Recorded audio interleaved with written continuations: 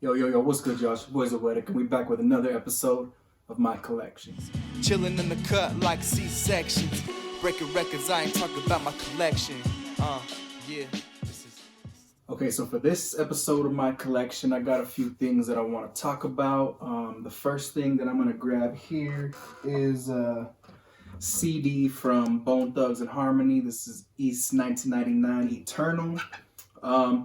And the reason that I brought this up, I actually talked about Bone Thugs on a few episodes back. I did, just kind of giving them their flowers. But the reason I want to talk about this is because last night, when I'm filming this, we just got done with the verses between 3 6 Mafia and Bone Thugs and Harmony. Now, it was a pretty chaotic night. You know what I mean? It's the first time we saw some blows thrown on a versus stage, which is kind of it's kind of inevitable at this point. It was going to happen at some point. But it was kind of chaotic for the first, I guess, I don't know, 30, 40 minutes. And then once they really started getting into their jams and bringing out incredible special guests, because both of those groups have collaborated with so many just legendary artists, man. And it was just a dope, after all the bullshit and after all the chaos got done, it was a really, really entertaining night, man, from two groups who are kind of like, I don't know, their influence is really kind of undersold in hip hop, especially nowadays. But man, it was just incredible to see everybody on stage and doing these incredible records, man. That it's just it's reminiscent of a very specific time in hip hop and a very specific time in my life specifically, because it was just the soundtrack to so many young, memories of just kind of just getting out there and living, a lot. I really just wanted to give flowers to both of their discographies, man, and what an entertaining verses that ended up being. It's unfortunate that some crazy shit had to happen, before all that shit, but it is what it is, man. It's to be expected, especially with Busy Bone, man. He's a crazy wild dude, man. But it was a dope verses. It was a dope experience, man. So Bone Thugs and 3 6, I just kind of wanted to give them their flowers off top. You know what I'm saying? All right, next up, I got a book here, and I want to talk about Questlove's Mo Meta Blues. This is like pretty much just a biography of Questlove and just his career and things he's had to go through, but more specifically, the way that he ties his memories into music and specific songs and specific albums and things that were like active and out at the time that that he ties these memories to. I think it's pretty cool, man. It's just a really dope book. Ben Greenman, helped him with this, which is on the last episode of my collection, I did Dig If You Will a Picture, which is Ben Greenman's Prince book. So this is kind of more of a real just deep dive into Questlove's mind and just his memories and how he's kind of navigated through the music industry, and then also, with the whole Tonight Show thing and just everything he does now. I mean, he just put out another book. I believe it's called, what is it? Music is History. I believe that's what it's called. And it's more so of kind of what I mentioned of him tying specific years to specific songs and certain memories and just kind of telling the story of not just his history, but I think just history, period. It can definitely be reflected with certain music choices. And I think that's what he kind of dipped into on this book. And it sounds like that's what he's really dive into a little bit more deeper into his next one. So I've read all of his books. I don't have all of them in in the physical form. I know his first book that he did was a Soul Train book. I have that on a digital version. I believe this is his second book, and then he also has a cookbook, and then I think he has like a book about creativity, just like the creative process and how to kind of just like get the motor started on actually creating. I thought that was pretty cool, and I listened to the audio book of that one, so that one was pretty cool. So yeah, he's got a newfound career as an author, a New York Times best-selling author. So I think it's pretty cool. I try to read everything he puts out because he's just kind of one of those people in the industry who kind of helps me identify with kind of who I am, the whole music nerd, just loving music, being a fan of music, what this show is about, the Grain of Salt show, and just kind of what my career is about, is just loving music, and like I said, kind of tying it to certain memories and certain points in history.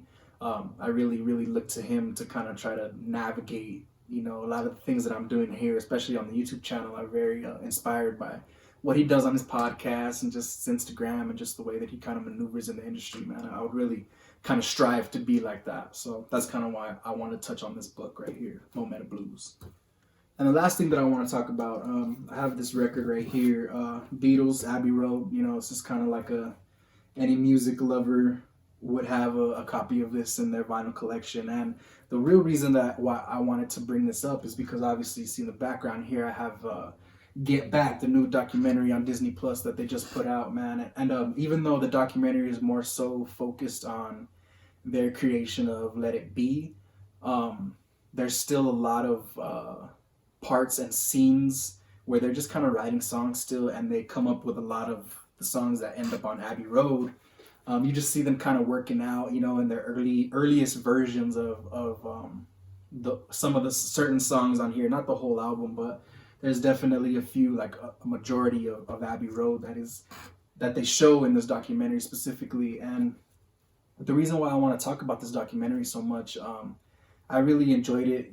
If you're a super, super technical music lover like I am, you probably enjoy this. I think this is a total of like 8 or 9 hours of really just studio footage. I love it so much because it really documents what a real studio session is like.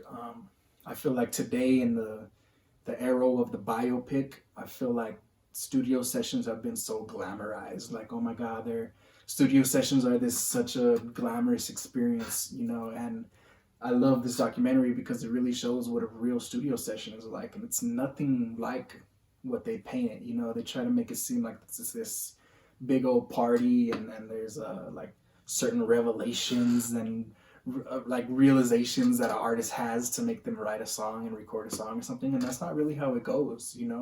When you're locked in a studio, and especially the way that they're writing songs, they're just sitting there with their instruments and they're jamming out, they're working new weird ideas out.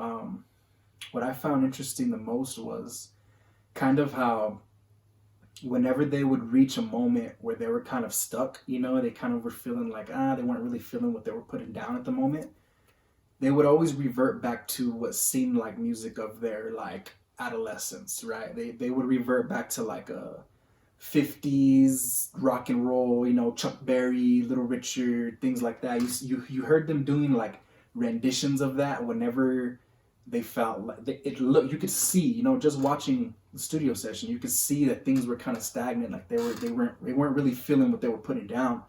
And so Lennon will just go into a old Little Richard song, or something that was really funny too is McCartney specifically, he might get into whatever's popular on the radio at the time, and they'll just start like kind of making it like jamming what the song is, but kind of making fun of it and like doing it in weird voices and just like exaggerations. I just really, really enjoyed watching their process of working songs out and working through kind of like blocks, you know what I'm saying? Because when you're working with 4 people specifically in a studio and you're trying to write songs together, it can be a very tedious process, especially if everybody's not on the same page.